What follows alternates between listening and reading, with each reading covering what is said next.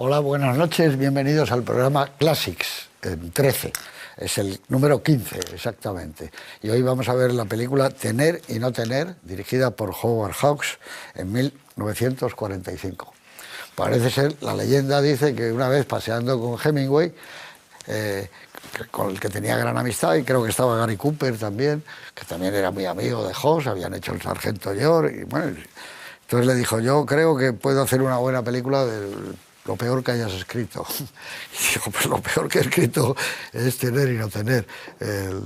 Y él dijo, pues yo creo que puedo hacer una buena película. Eso dice la leyenda. Pero hay otra leyenda que dice que cuando vio Casablanca le gustó tanto que dijo, me gusta mucho, pero la volvería a hacer de otra manera. Cosa que también le pasó cuando vio Solo ante el peligro y dijo, voy a hacer otra vez Solo ante el peligro, pero de otra manera, y salió naturalmente la película de Río Bravo. En cualquier caso, es muy difícil definir una obra maestra de este tamaño, porque cuidado que ha hecho películas buenas y en cada género, Howard Hawks, en todo, en la comedia, en el drama, en ciencia ficción, bueno, en el cine negro, policíaco, musical, pero yo creo que esto está por encima, porque a mí me parece que es la primera vez que Hawks intuye que hay otro tipo de lenguaje que no es al que él está acostumbrado, y es un maestro, que es el cine clásico, es el cine que él ha aprendido después de Griffith, como John Ford, como Raoul Walsh, es decir, esa manera de contar puro Hollywood style, por así decirlo. Y aquí hace otra cosa, hace como una especie de documental dentro de la película, rueda de una forma tan directa y tan sencilla que te produce una especie de conmoción. Tuvo la suerte, además, que los actores protagonistas, Humphrey Bogart y Lauren Bacall, se enamoraron, con lo cual el documental sobre el enamoramiento lo hemos visto pocas veces con mayor claridad que en esta película. Es una película que recuerda mucho a Casablanca, lo que pasa que no es en Casablanca, es en la Martinica francesa, pero bueno, es muy difícil, ya digo, es una de las películas de la vida de muchos amigos míos, de muchos cinéfilos, porque está el estudio del amor con tanta claridad, y luego también el personaje de Bogart, la miticidad de él, Joaquin Carmichael tocando el piano, ese movimiento de caderas inmortal que hace Lauren Bacall, que parece mentira que sea una chica que tenga 19 años, el aplomo con el que está en cada plano, no necesariamente en primer plano, un plano medio, un plano general, el cómo mira a los ojos a Bogart, y cuidado que Bogart está estupendo en esta película, está como haciéndole ver a la chica joven de la que él también se ha enamorado, oye, estás ante un maestro, yo soy de lo mejor que hay aquí, soy un actor extraordinario. Hay ese momento cuando se da la vuelta y le dice, ¿ves alguna ligadura? Que está fantástico. Pero bueno, esta es una opinión mía, pero vamos a escuchar otras. Rosa Belmonte, muy buenas. Muy buenas. Aquí estás en tu casa una vez más. Muchas gracias. Y tú, que te gusta mucho, yo sé, esta película, ¿qué podrías decir de Hawks y de esta obra Puedo maestra? decir muchas cosas, sobre todo puedo decir que es la mejor primera aparición de una actriz o un actor en la historia del cine. Es decir, ese momento en que Lauren Bacall aparece y en la puerta, cómo coge la caja de cerillas, cómo habla, porque ya sabemos cómo habla Lauren Bacall, y luego Howard Hawks es uno de mis directores favoritos, sin ningún lugar a dudas, porque empieza a mirar y dice, pero todas estas películas son de Howard Hawks. Es decir, ¿cómo es posible que Luna Nueva sea de Howard Hawks, que La Cosa sea de Howard Hawks, aunque esa sea la más rara, que Me Siento Rejuvenecer sea de Howard Hawks, que Atari sea de Howard Hawks? O sea que Solo Los Ángeles tienen nada. Claro, solo Los Ángeles tienen nada. No, es que podemos decir todas las películas y dices, hombre, si entre mis películas favoritas hay muchas de Howard Hawks, que no es ni Hitchcock ni Ford, es Howard Hawks. O sea que me parece que es una película que el que no la haya visto tiene que verla, desde luego. Bueno, pues muchas gracias. Aquí tenemos otro hawksiano, según un amigo como nuestro, que es Luis Herrero. Nosotros, él dice que realmente el que le gusta no es John Ford, él siempre ha sido fordiano y hawksiano, pero según nuestro querido Luis dice que no, que a él el que le gusta es Hawks. Eso dice, y que aunque has escrito libros sobre Ford, que lo tuyo es Hawks. Y es verdad que siempre has sido hawksiano de la primera hora, tú. Sí, la verdad es que aunque sí, Ford, bueno, se puede ser de las dos cosas, ¿no?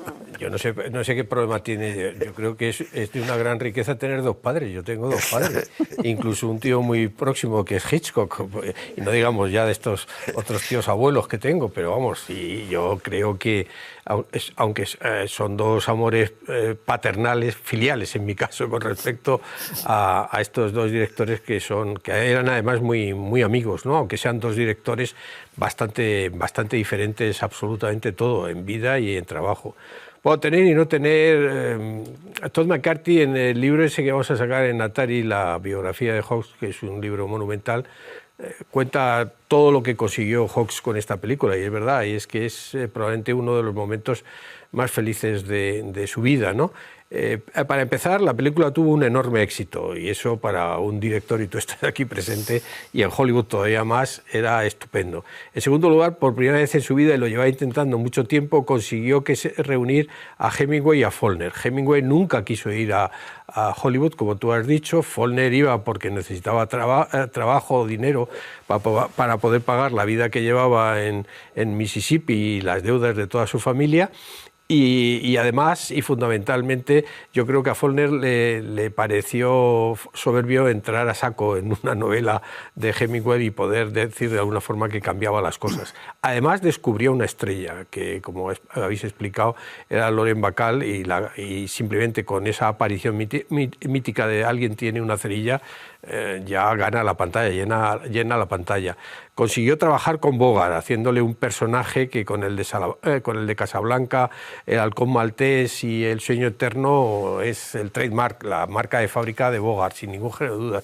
Trabajó con Joaquin Carmichael, uno de los grandes músicos, compositores que eran vecinos y muy amigos, y consiguió en definitiva en una misma película lograr una película de propaganda que le venía bien a la Warner, una historia de amor, como tú has dicho, filmando la historia de amor que iba, pese a sus celos surgiendo entre los dos, y mezclar en la misma película comedia, propaganda, thriller y aventuras.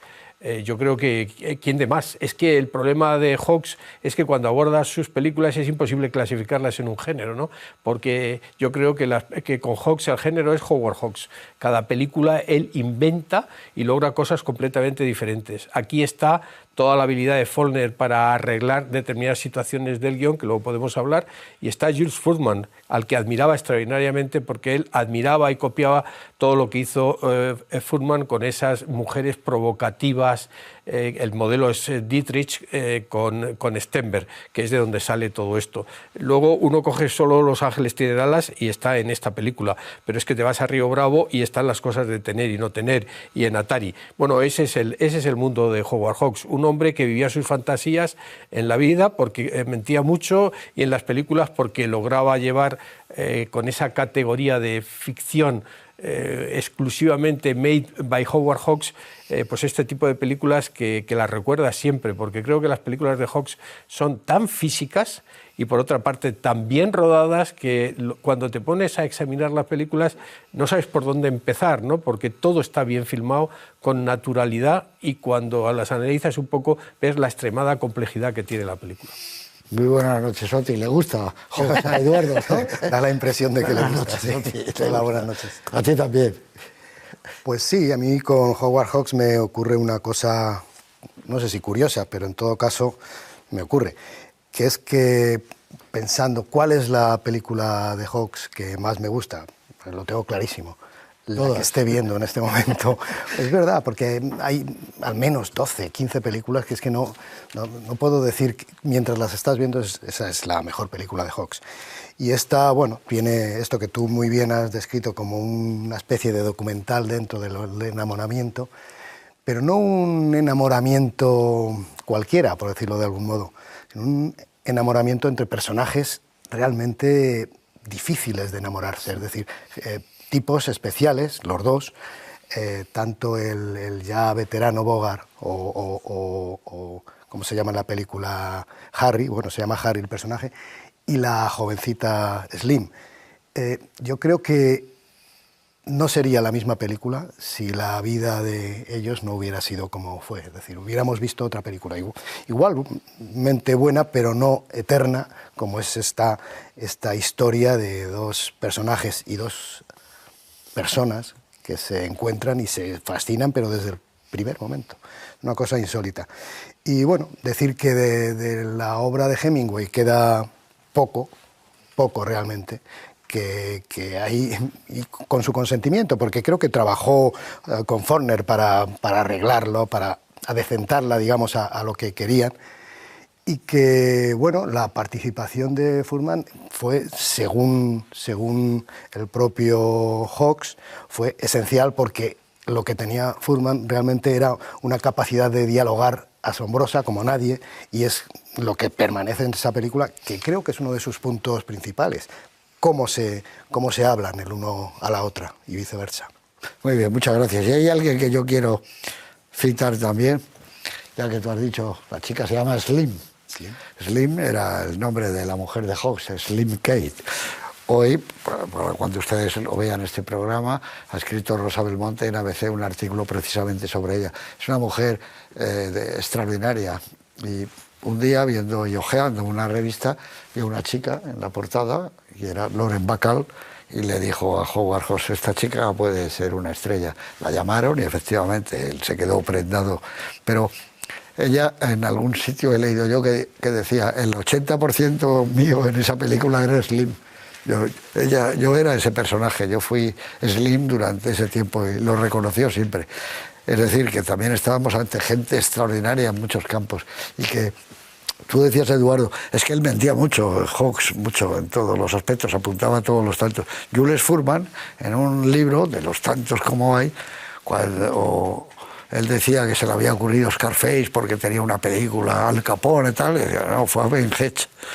Y fue a Ben Hedge y decía, yo estaba delante, fue Ben Hedge el que lo dijo, pero él en ese sentido era increíble, él se apuntaba a todo, pero eso no quita nada para que al contrario su puesta en escena fuera también de esa manera tan fantástica y tan clara y tan enorme. Yo estoy de acuerdo con mi querido amigo Oti, es muy difícil elegir una. Yo he elegido una en la última votación que hemos hecho previa a lo de Saida Sol. He elegido Río Bravo, porque me parece que también puede ser que en Río Bravo no solo es un western, es una comedia, es una historia de amor, es una historia de amistad, es todo. Río Bravo también es todo. Pero si no, probablemente entre esta película, Tener y no tener, y no lo sé, y otras 8, hubiera elegido. Creo que estamos todos de enhorabuena, vamos a pasar un rato fenomenal, porque también el cine es esto, es entretenimiento, ¿no? Y es contar una historia de la forma más sabia posible, que es lo que tenían estos narradores norteamericanos del tamaño de Hawks. Con todos ustedes, Tener y no tener, Howard Hawks, 1945.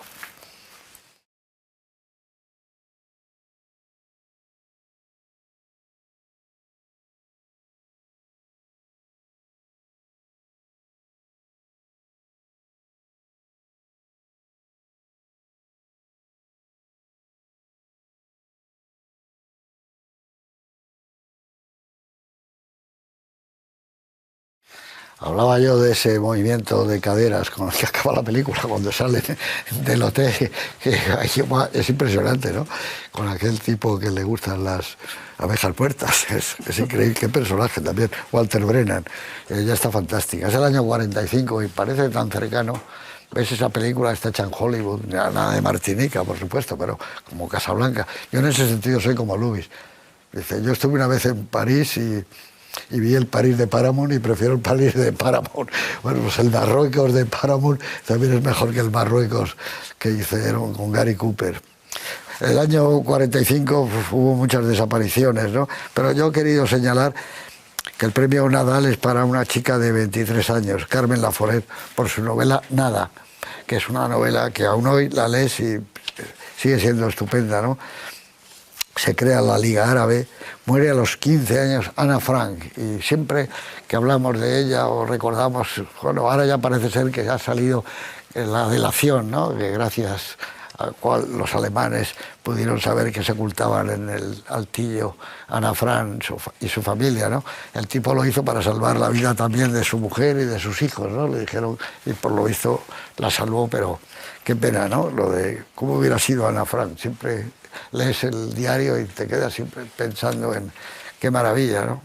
Fue el año, naturalmente, que murió Adolf Hitler, y un año, pues, que además el poeta francés Paul Valéry, que es... para mí hay un año que se murió uno de los pintores que a mí personalmente más me gustan, que es José Gutiérrez Solana, aparte de un escritor extraordinario, como en La España Negra de Solana, ¿no? Es un pintor que tiene algo, yo no sé definirlo, pero por ejemplo hay un cuadro de él en Lechuga, el torero en Lechuga, que lo ves y tiene como, de repente hay una ráfaga azul que atraviesa el cuadro, que te quedas asombrado, ¿no? Qué gran escritor y qué gran pintor. Bueno, y son los años de los manos a manos entre unos toreros llamados Carlos Arruza y Manolete, que está, no, es de lo único que se habla. Y hubo una canción que se puso de moda que decía: desde que ha venido Arruza, Manolete está que bufa. Sí, eso se puso muy de moda en aquella posguerra.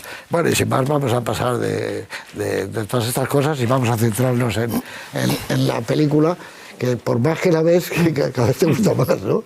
Hay una cosa, es un trozo de vida que utilizó en la presentación un verbo, el verbo analizar, y te pones y dices, hoy voy a analizar tener y no tener, y a los 3 minutos estás ya en otro verbo.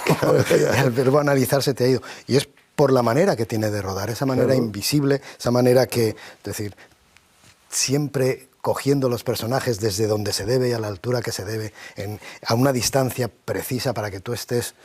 Realmente es imposible de analizar. Oye, estaba yo pensando cuando hablábamos ahora de Lauren Bacall y el buen gusto que siempre ha tenido para las mujeres, en Una novia en cada puerto está Louise Brooks.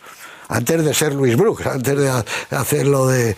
Y Carol Lombard en 20th Century. Claro, que es que siempre... Carol Lombard era su sobrina o su prima. Sí, de Howard Hawks. Eso decía él, parece una prima lejana. Y Frances Farmer en Come and Get It, en Rivales, y muchísimas más. No exactamente es que él las descubriera, pero él tenía un talento muy especial, no solamente para descubrirlas, sino para crear un personaje a través de ellas. Y saber cómo vestirlas y peinarlas y de la mejor manera que podían salir. De hecho, cuando él conoce a Slim Keith, se enamora de Slim Keith porque le dice, se ve que él ligaba así, le decía, ¿quieres salir en una película? Y ella le dijo, no. Y dice, me enamoré. Claro que no. Y es verdad que el personaje de Lauren Bacall es Slim Keith de principio a fin. Y Howard Hawks decía que en realidad Humphrey Bogart se había enamorado del personaje, y dice, así que Lauren Bacall siguió haciéndolo toda la vida. Y entonces ella se quejaba cuando presentan a la reina de África en Londres, en el Claridge, y solo le hacen caso a Catherine Hepburn cuando ella iba de Valenciaga. Digo, hombre, porque Catherine Hepburn llevaba pantalones. Digo, pues también era la protagonista, no te quejes tanto. Pero es verdad, después de ver la película, lo que dice Oti, es que no puede analizar, es que solo puedes disfrutar. Y además es una película donde Humphrey Bogart ríe como el eslogan de Greta Garbo, ¿no? Es decir, que ríe varias veces, aunque se pone muy serio con Walter Brennan. Cuando ya se va Walter Brennan, él se ríe. Mejora el personaje de Casablanca. El actor mejora aquí, el personaje no es tan intenso, tan... Aquí tiene una relajación. Es que está mucho más relajado con Lauren Bacall que con Ingrid Bergman. Además le sacaba la cabeza, que no se sentía cómodo.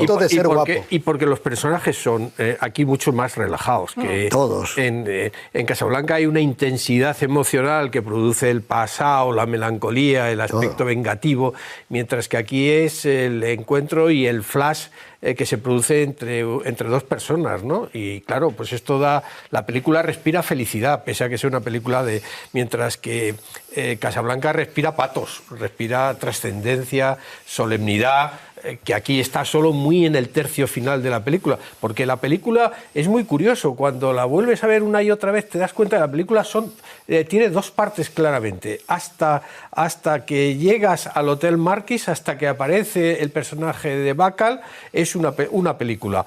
Luego aparece Bacall y luego queda finalmente cuando aparecen los de Bursac, que es más aventuras, más de propaganda. Esos 3 elementos los va compaginando muy bien, porque con muchísima habilidad, parece ser que eso es una de las habilidades que hizo Faulkner cuando intentó reunir muchos episodios y muchos personajes concentrándolos en un lugar, porque todo sucede prácticamente 1 en el barco, 2 en el bar de Hotel Marquis y 3 en las habitaciones de Slim y Bogart. Luego hay el sótano, luego hay la comisaría del capitán Renard. Eso lo que permite es que el espectador esté muy cómodo, porque sorprende a los personajes o en la intimidad o en el festival que supone la presencia de las canciones, todo eso. Claro, todo eso, es una habilidad enorme. Eso es la habilidad de los maestros, que te instalas en su película inmediatamente. Claro. Y dices, ya está, joder, bien, claro.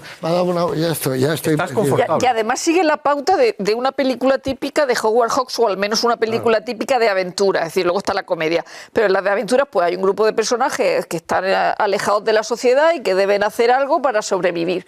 Y en el fondo el único hilo a lo largo de toda la película que hay distintas partes es Walter Brennan. Walter Brennan está igual de principio a fin. Y lo curioso es cómo Howard Hawks, que es considerado un director comercial, es decir, que no se supone que no tiene ni el toque Lubitsch, ni el toque de Hitchcock, ni el toque de Ford, siendo él el que hace estrella a John Wayne en Río Rojo, no Ford. Es decir, cómo es un director que dirige todo también, es decir, cualquier género. Y luego cómo tiene esas pautas que sabes que es por ejemplo, una comedia sí sabes que es de Howard Hawks sin ninguna duda. El hombre está humillado. Sí. O sea, ya sea La fiera de mi niña, ya sea... Está perdido, además, ya está perdido. Pero fíjate, tú dices eso y el musical, con Marilyn Monroe que hace y con Jane Rush, es impresionante. Sí, Los caballeros la prefieren rubia es una maravilla. Un musical impresionante. Bueno, aunque ahí él los números musicales no los dirigió él. Pero todo tiene el toque musical, toda la película. Sí, bueno, esta película, es decir, cómo rueda los números de Joaquín Carmichael, pues con naturalidad, es decir, un pianista en un sitio rodeado de gente que le pide canciones y de repente una chica que se pone a cantar, que por cierto canta él. Que canta ella, la leyenda de que era Andy Williams, sí. No, tiene una realidad, claro. Y es que grabó la voz de Andy Williams, probó a varias cantantes y cuando estaban rodando la música de fondo era Andy Williams, pero oyó cantar a Lauren Bacall, le gustó tanto que entonces grabó las canciones. Hay una cosa que a mí siempre me ha producido asombro, y es que cuando uno de mis directores favoritos, Billy Wilder, cuando era escritor, hace Bola de Fuego para Hawks, y él dice, yo lo único que pido es ir al rodaje, que me autoricen para estar en el rodaje todos los días. Y efectivamente... Y es donde él aprendió. Y es verdad, es que eligió el mejor. O sea, que dice, ¿cómo no ser pedante? ¿Cómo no ser pretencioso? ¿Cómo yo voy a transformar los diálogos estupendos que puedo escribir ahora o con más? Y, joder, y empiezas a ver su primera película, El mayor y la menor, y dices, es que es verdad. Es una película ligera, fantástica, que se sigue de maravilla. Pero y luego elige al mejor. Es que ¿de dónde aprendo yo a rodar? Bacall cuenta algo que ha contado todo el mundo en las memorias, ¿no? Y cuenta cómo era el sistema, y es que llegaban pronto al rodaje, ponían una luz bajita y leían los diálogos. Y Hawks decía, oye, ¿esto qué te parece? No, yo cambiaría esto, lo otro, etcétera. Daría o a Fullman o a Follner, que también es mucho tener, como ha dicho Oti. Entonces lo pasaba Meta Carpenter, que era la novia de Follner en ese momento, la secretaria. Pero me estaba liado con Dolores Morgan. Y la script lo pasaban, y solo después llamaba a Sid Hitchcock, que por cierto tiene una fotografía en blanco y negro de la película extraordinaria, de distintos contrastes a lo largo de la película, ponían las luces, etcétera, y tal y cual, y una vez que ya habían marcado los diálogos y los movimientos, y ellos se encontraban cómodos dentro del plató, esa recomendación que le dio Spencer Tracy a Cary Grant, apréndete el texto y no tropieces con los muebles, que significa muévete bien dentro del ámbito de este. Y así rodaba muy lentamente, porque se pasó un montón de días. Esta película está rodada en casi 70 días. 62 creo. Y sobrepasó el presupuesto en bastante tiempo. Tú fíjate la inteligencia de Billy Wilder de decir, va a rodar mi guión. Y entonces dice, por ejemplo, la secuencia 42, cuando llega ella y están todos los enanitos, porque son como Blancanieves, Gary Cooper, ella se sienta y dice, a ver cómo lo rueda este. Y entonces veía, pues lo rueda en un plano general y luego se va a Cooper y ha hecho un plano que ella le mira. Es impresionante, no hay que ir a una escuela de cine. Es que él tomó nota y yo creo que él dijo, yo no, al contrario, por ejemplo, Orson Welles dijo, yo vi La diligencia no sé cuántas veces, ¿no? Voy a aprender el oficio de esta manera, pero es que yo creo que se fue al mejor. Dice, usted tiene talento como escritor, ¿usted qué quiere ahora? ¿Aprender el oficio? Dice, pues este es el mejor, ha elegido usted muy bien. Sí.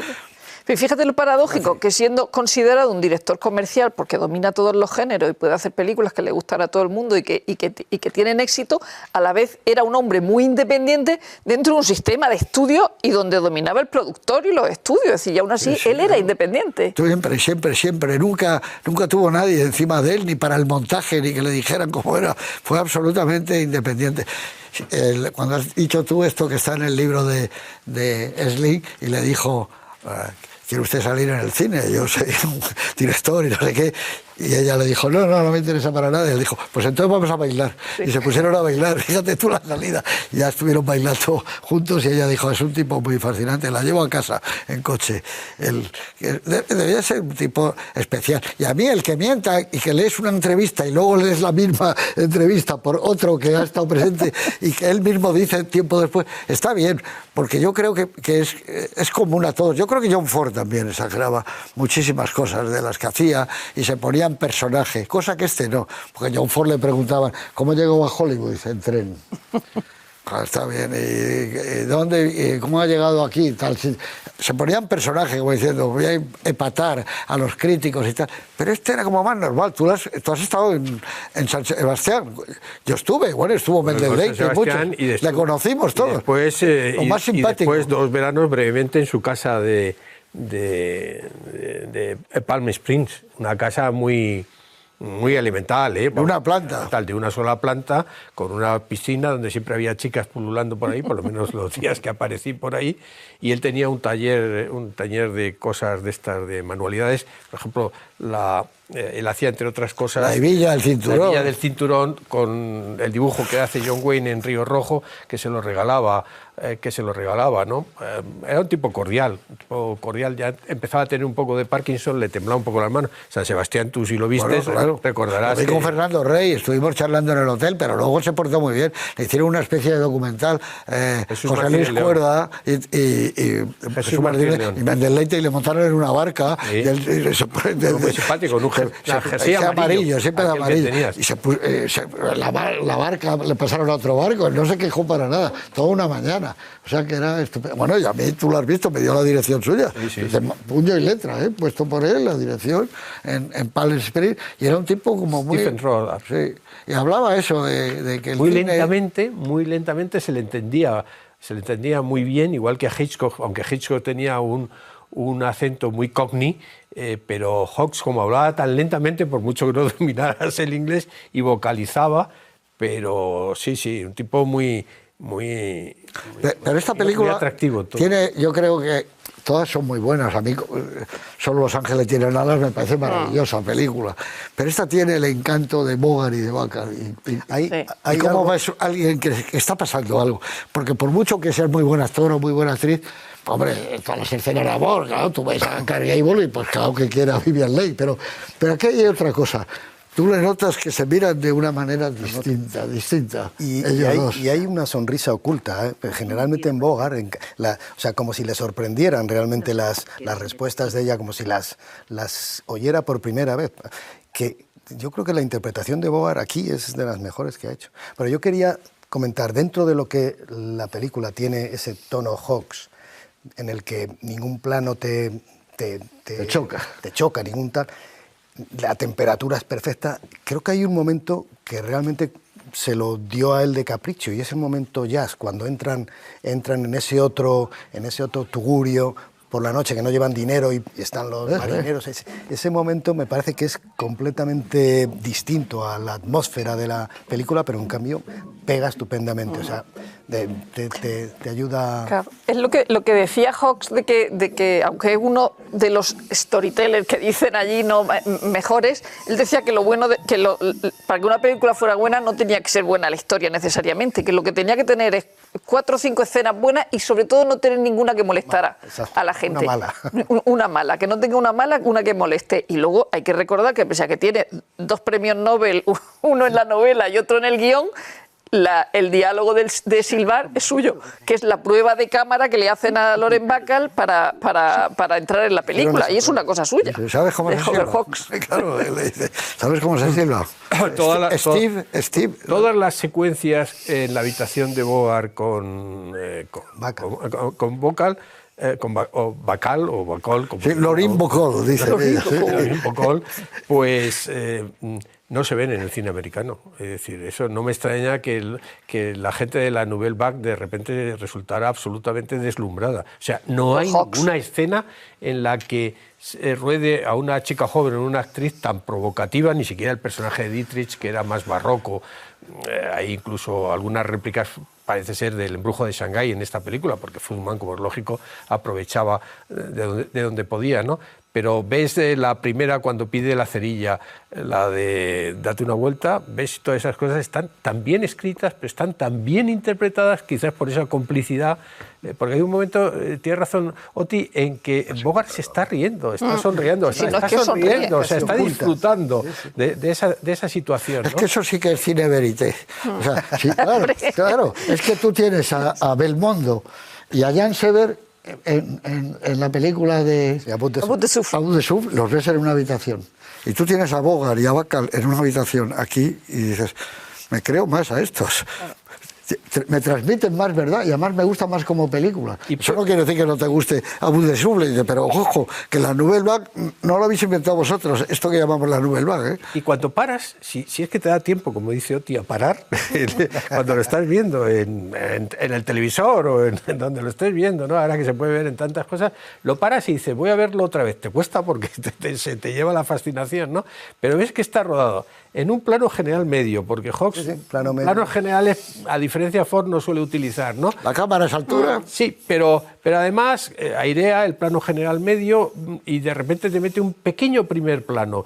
Pero luego hace una cosa que no hace ningún otro director, y es que hace determinados movimientos de cámara en el interior de ese plano general medio y lo corta en un momento determinado. Entonces, ves toda la secuencia, y la secuencia es complejísima porque ha rodado, claro, eso totalmente. Aquí por primera vez tiene de montador a Christian Nyby, al que le da la ocasión, la oportunidad con la cosa, pero cuando consigues desentrañarlo, ves que nadie rueda como él en un Hollywood que era mucho más clásico. Stevens, William Wyler, el mismo Billy Wilder. Te digo que rodean mucho más, rodean mucho más canónicamente. Los menos canónicos son Ford y Hawks, siempre. Y Hitchcock, bueno, porque utiliza otra coreografía de cámara, pero y movimientos de cámara. Ford quiere hacer, a ver si me explico, como más arte.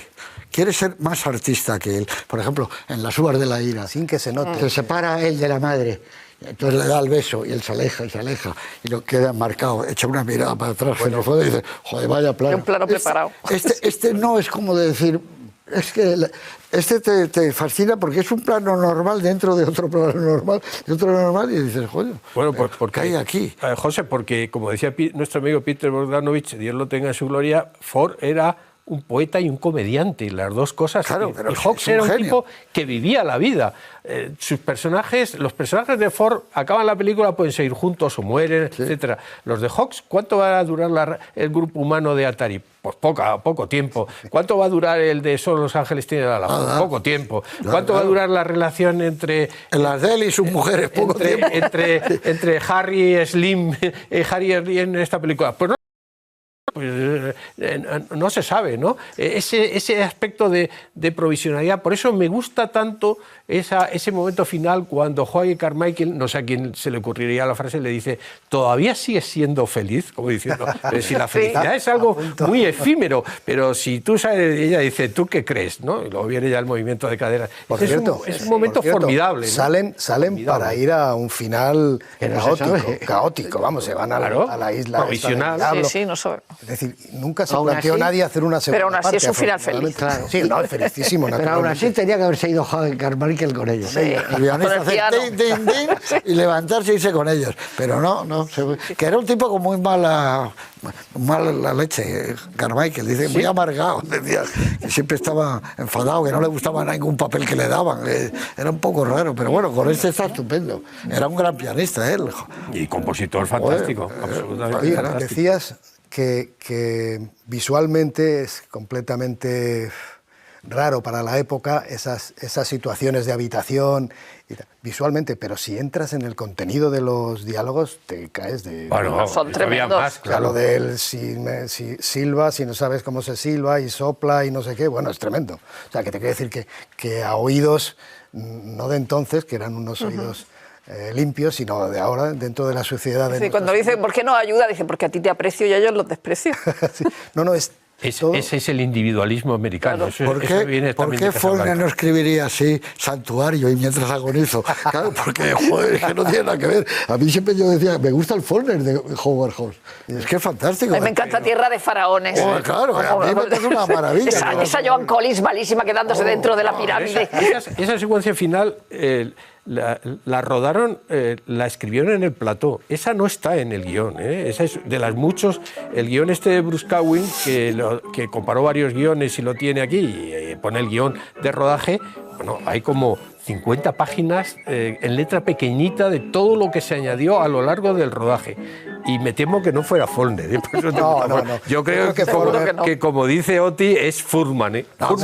Fuhrman o Bogart o Bacall o cualquiera del equipo. Según porque el mentiroso Hawks, nadie se le ocurrían frases como a Fuhrman. Decía. Y yo creo que lo que hizo Faulkner fue arreglar una historia imposible de Hemingway, es decir, lo que es estructurarla de otra manera, en otro lugar, con otro tipo de personajes. O sea, el personaje de Slim, creo que en la obra, en la novela no se parece en nada. Son 2 o 3 personajes ahí. Sí, eso no tiene nada que ver. Que claro, es un trabajo enorme el de Faulkner, pero que lo fino, digámoslo, y tiene que estar más en eso, en el día a día del rodaje, seguramente. Fíjate tú, estabas hablando de eso, ya no, estaba pensando, Sargento York es una obra maestra. Sí. Esa es otra que la empiezas a ver y dices, ser un tostón, un héroe. No empiezas a ver el personaje de Gary Cooper, la madre, cómo se va y dices, pero te envuelve, o sea que es asombroso. Y como dice Eduardo muy bien, nunca sabes qué va a pasar con los héroes, ¿no? Porque la forma de él es como... Es que es muy difícil buscar una palabra. Él rueda como canta Sinatra, con abandono, de esa manera que canta sabiendo Sinatra. Que puede. Sí, no, por ejemplo, tú dices, Gary Cooper está muy bien el Sargento York, y está estupendo en El orgullo de los Yankees, cuando hace el discurso final, no se puede estar mejor, pero tienes la sensación de que te están dando algo importante, ojo, este es el discurso que dijo el tipo con la enfermedad Gerrit y no sé qué, vale, pero es que en el otro no, cuando dispara y hace así, se lleva la mano y dispara, es como muy normal, luego... sin enmarcar. Sí, no, es como la naturalidad, traslada la vida, por eso es como la primera nueva ola. Se sale un poco del estudio de la manera de rodar clásica, que le demuestra conocerla pues, como nadie, es estupendo. Si tú programas un día Bola de Fuego, que tanto le gusta a nuestra amiga Rosa, bueno, a todos los de aquí. A mí me encanta Bárbara Stanwyck, la pongas donde la pongas. Programas Bolas de Fuego y programas Ariane, es decir, con un Gary Cooper en los años 40 y un Gary Cooper ya camino del final, te das cuenta que es la interpretación relajada de Cooper en Ariane, donde le dio una libertad a Wilder realmente notable, viene de ahí, viene de ese personaje que con Hawks, Gary Cooper es más Gary Cooper, por decirlo de alguna forma, es más como podía ser en la realidad, que parece ser que funcionaba de esa manera, vamos, ¿no? Y Cary Grant. Cary Grant con Hawks es fantástico. Bueno, que tenían una especie de... Y luego quiero recordar la injusticia de la Academia con Lauren Bacall. Y con él. Bueno, y con él también, y con Hawks, pero con Lauren Bacall, o sea, un Oscar honorario en los años 2000, o sea, que van y la nominan, que esto ya era de vergüenza. En El amor tiene 2 caras, cuando hacía de madre de Barbra Streisand y Mimi Roger. Que menos mal que se lo dieron a Juliette Binoche, porque si no habría sido una vergüenza absoluta. Estaba fatal, o sea, vamos a ver. Mi desconfiada esposa, escrito en el viento. O sea, no escrito en el viento, claro. No, y en esta misma. Sí, no, con esta con 19. En esta con 19, nominada al Oscar. Pero, y con Hawks, evidentemente, también.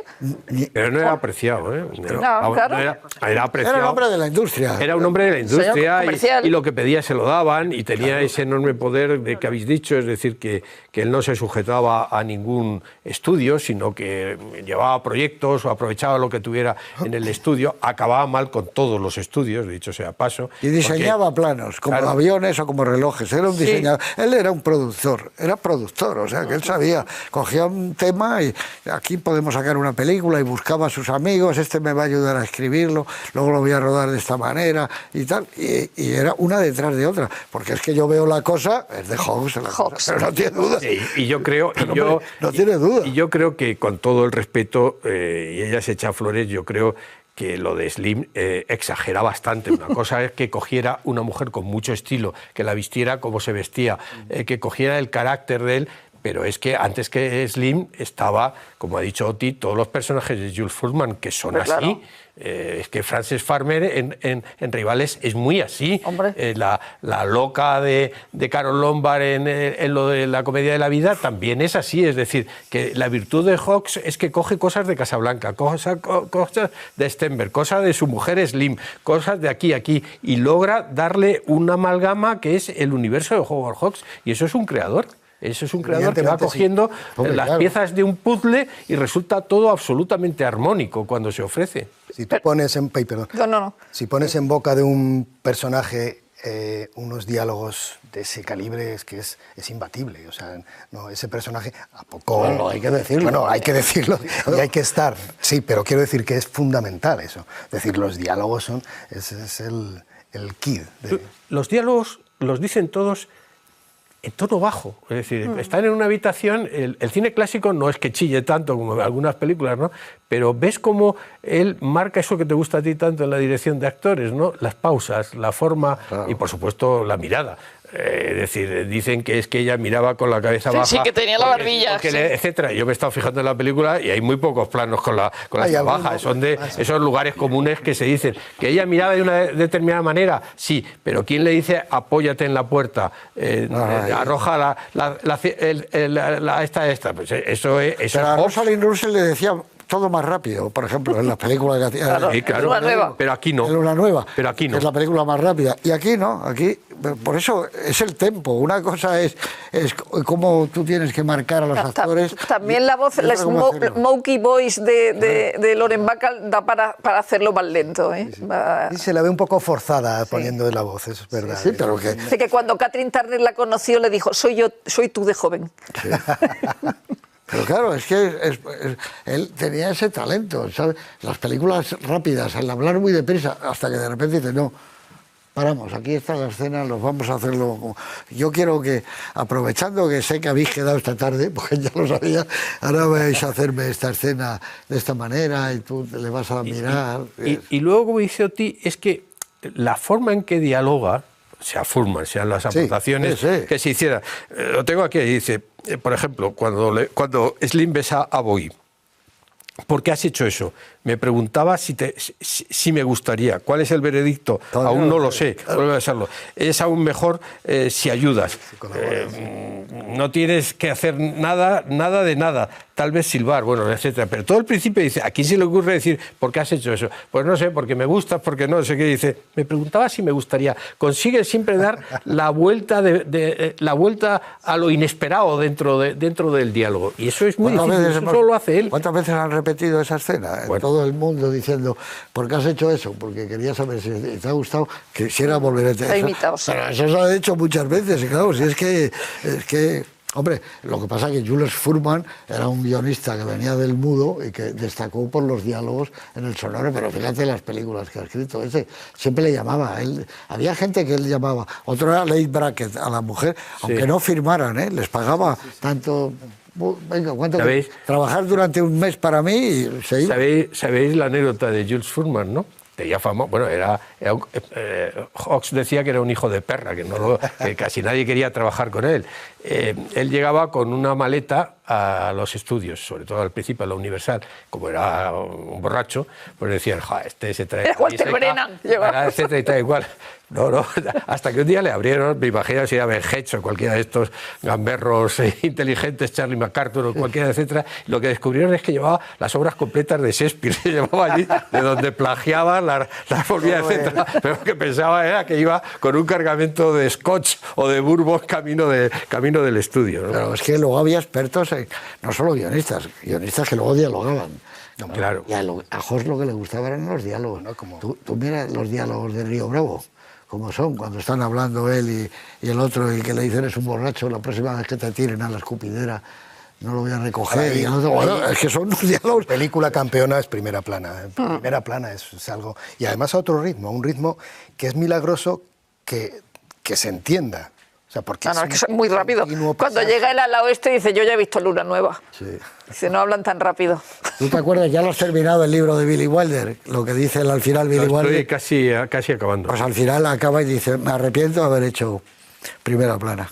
No tenía que haber hecho, si es que no se puede mejorar. Y cuidado, le quedó fantástico a Billy Wilder. Estupenda. Porque Sí. Matthau está genial, Walter Matthau. Primera Plana, Los- Luna Nueva. Sí, sí, sí. sí. Claro, él la hizo el Y remake. Carol Burnett. Sí, no, estaban geniales todos aquellos. No, es que la obra es tan buena. Ya, Es ya. que Es es imposible. buena. Pero es que Porque Rosalind Russell es tan buena. La de Milestone, que no se ve, está muy bien. Y Hawks la de dice Milestone. también que era muy rápida. Es curioso porque con la misma historia, tres directores, Milestone, que es muy bueno, Hawks, no digamos, y Billy Wilder, hacen tres películas completamente distintas. Bueno, Hawks cambió Pero es que el personaje- sexo de los personajes, Sí, se le sí. ocurrió El eso. personaje de Walter Matthau, que lo hace él cuando dice, para asustar a los policías, y se levanta y dice, usted ha leído la leyenda que pone debajo del águila, que es el periódico.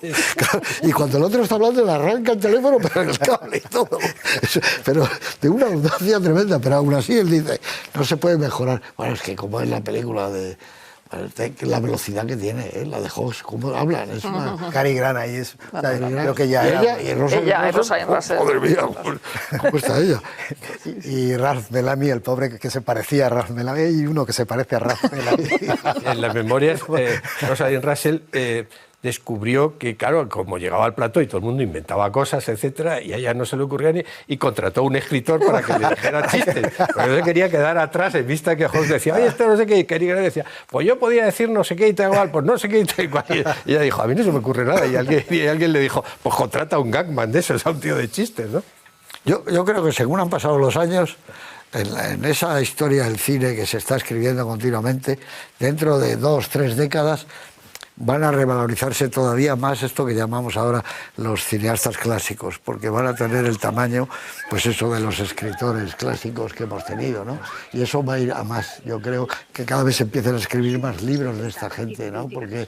Porque ves las películas en las madrugadas, a cualquier hora, por las televisiones, y siguen siendo muy buenas, no se queman nunca.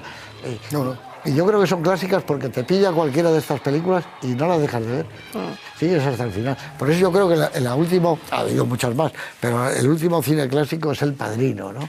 Sí. No, en los años 70 se acaba el cine de verdad. Es decir, El Padrino, ¿la ves? Tiburón y El Padrino. Y allí ya hemos acabado con el cine. Ahí lo verás. No seáis tan drásticos. No, hombre, claro que no soy de drástica, además, sobre todo con gente que ha hecho cine después de los años 70. No, pero me refiero a... dice- Vamos a dejar que queden algunos gloriosos restos del naufragio. pero ya Voy a sabes a qué citar me refiero. Tierra de Penumbras, Master and Sí. Eso es Commander, verdad, pues, Tierra de Penumbras, sí. Tierra de Penumbra Memorias de África, ¿no? no ha tenido ninguna crítica buena nunca. Ah, bueno, Attenborough. pero bueno. No, pero está ahí de Brawinger, Claro, maravilloso. No, todos, esa es una obra maestra, Sí. Tierra de Penumbra. No, pero yo me refiero a que esta gente ha hecho un tipo de cine que ha correspondido a un tiempo en el siglo XX, quizá desde mediados del cine mudo hasta los 70. Ahí ha habido una cantidad tan grande de obras maestras, como digo yo siempre, como los pintores impresionistas en París a final del siglo XIX, joder, estaban todos y todos han hecho obras maravillosas. Renoir, Matisse, Camille Pissarro, joder, dices, ¿cómo ha podido ocurrir esto? Bueno, pues ¿cómo pudo ocurrir eso en Hollywood? Hombre, ten en cuenta que no solo eran de allí, vienen todos los exiliados alemanes, traen una nueva luz. La luz que traen es el expresionismo que deriva en el cine negro. Está Friedland, está Billy Wilder, está Murnau, pero luego están ellos, los propios americanos, Hawks. O los húngaros que traen los caballos vacíos. Pues claro, los de los caballos vacíos, el Michael Curtiz. Y él, al final, en la última parte del libro, él dice de lo mejor, para que no piensen que él está anticuado, y dice Billy Wilder, cuando le dice, elige 5 películas nada más de la historia del cine, y una de ellas batiza, dice, la segunda parte del Padrino. La elige en la casa de los cineastas, le piden que hable de 5 películas, ¿no? Y por supuesto, siempre, eso la elige siempre, Los mejores años de nuestra vida, de William Wyler, que le insiste que es la película mejor rodada que él conoce, ¿no? Y la lista de Schindler, ¿no? Que Sí. él- Bueno, él lo dice un poco como la iba a haber hecho, pues tampoco para que digan como no la ha hecho vas a hablar mal, pero él dice que la hizo muy bien Spielberg, claro que él hubiera hecho otra película distinta, por supuesto, ¿no? Claro, lo que estamos diciendo de primera plana, ¿no? Cada director coge un material y lo ve desde un punto de vista distinto y lo rueda desde un punto de vista distinto. Lo que pasa es que yo creo que Hawks es un director muy difícil Es especial. para los tiempos que corren actualmente, porque no encuentras prácticamente agarraderas temáticas de ningún tipo. Luego, como dice Sí, pero- aquí, es muy difícil estamos Porque tiene viendo de todo. de Es el cine aprender puro. con H, ¿no? Claro. Y entonces hay películas que nos gustan mucho, a mí me encanta Atari, ¿no? Pero claro, yo defino a las personas a quien le gusta Atari y a quien no le gusta Atari. Pero no por las personas, sino No, por porque el si le cine. gusta el Porque cine, es ¿no? un límite en el que dices, o te gusta ese tipo en el que es una partida de caza, de safari, con un grupo de profesionales y amigos, donde prácticamente no hay nada en absoluto, ¿no? Y donde ahí sí que ya el guión prácticamente era sobre la marcha, ¿no? Eso es lo que lo hace tan difícil. Sí, porque está como muy bien dices, elegido tú. con Ford tienes agarraderas, con Billy Wilder Sí, sí. tienes agarraderas, con cualquiera de los grandes tienes agarraderas. Con Hawks te quedas sin Tú nervios. ten en cuenta que cuando Lewis Jacob escribe la historia del cine americano, le dedica menos de una página A Howard a Hawks. Estamos ya casi en el 40. Entonces yo creo que estos autores se van a ir cada vez haciendo más grandes y más gigantescos, porque vas viendo que su obra es incapaz de volver a hacerla a nadie. Es decir, que a nosotros nos gusta El Padrino, claro, a todos, pero Peggy Sue se casó ya no tiene nada que ver con las buenas. ¿Por qué? Dice, pero es que esto es, como decía Andrés Rosa, es que es todas 10, 14, 16 obras maestras. De esta película, ¿con qué te quedarías? Pues yo- Dime un plano que te guste. por Podría encima. decir la de silbar en la primera aparición de Bacall, pero me voy a quedar con la escena feliz del final, con Walter Brennan, que llevaba piedras en los zapatos para hacer esa cojera, tan feliz con las maletas detrás de ellos. Claro, es que ese es un momento inmortal del cine. ¿Y para ti? Pues yo voy a coger una secuencia que ahora que he revisado la película me ha gustado más que en otras ocasiones, ¿no?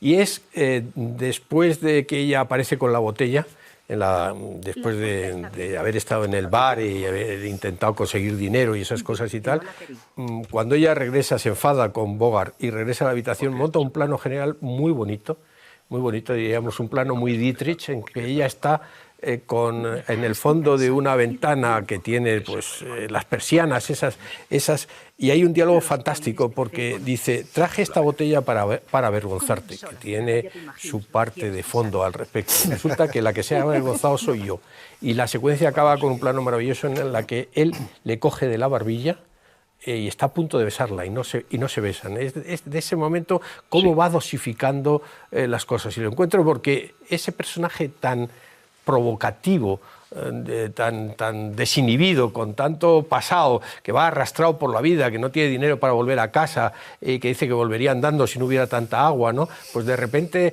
tiene ese fondo desvalido, como también está desvalido Bogart o como está desvalido el personaje maravilloso de Walter Brennan, ¿no? Y ese gesto de cogerle la barbilla y parece que la va a besar y corta Hawks ahí, en ese momento a mí ese momento, esa secuencia me gusta mucho. ¿Y para ti? Hombre, el momento cumbre es ella apoyada contra el quicio de la puerta, es que eso es imbatible también. Pero quiero resaltar unos momentos muy, muy, muy graciosos, que es la rivalidad entre Lauren Bacall y Dolores Moran, cuando ella baja con el desayuno por las escaleras, esa especie de pique gracioso con la complacencia de Bogart que se ve, tal, me parece que tiene una gracia especial dentro de la película. Sí, es verdad. Pues fíjate, yo para no elegir los de toda la vida, voy a elegir un plano que no sé por qué siempre se me ha quedado clavado, y para mí en tener y no tener, y es Bogart con la pistola en el barco, asomado hacia el camarote, cuando se le ve en ese momento, y es algo increíble porque es como la posguerra, la resistencia, la guerra, el cine negro, hay un fatalismo romántico, él con la cara muy blanca está inclinado en el barco, que por cierto el rodaje del barco es estupendo y ya le podía haber adelantado Hobbs. Cuando hagas El viejo y el mar, que la vas a escribir dentro un poco, el que te la tiene que rodar soy yo, no Fred Zinnemann ni el otro, yo te la haré muy bien, porque está muy bien rodado lo del barco, ¿eh? Es muy difícil rodar los barcos, y ahí está estupendo, y ese momento de Bogart es que puede morir en ese momento tienes la sensación de que puede morir. Suena un disparo. Hay otro momento en el que también está a punto de disparar claro, a los otros y se le tiembla la mano, sí, sí, que era muy característico. Sí, que se la cambia la pistola de mano y la otra hacia así. Claro, es que eso Lo hace en alguna otra película de eso también. Eso es una marca de fábrica, como llevarse la mano a la oreja, ¿eh? Se hace así, ese. Sí, sí. O el cinturón, se coge siempre la villa del cinturón. Era un mito, ¿no? Eso es evidentemente. Aquí tiene también el latiguillo ese de... Es una respuesta o es una buena tal, pero hay una segunda o algo así que dice, repite varias veces, ¿no? No sé, cuando le pregunta por qué has venido y ella le explica, dice, eso está bien, pero seguro que hay otra cosa. Él tenía una cara algo mítica, es el cine. La cara de Bogart, sí, como la de cara de Cary Grant, son el cine. Es muy difícil de explicar, pero tú le ves y dices, bueno, eso es el cine, no tiene nada que ver con la pintura. ¿Qué me decís de los tejanos esos que lleva? Sí, sí, sí.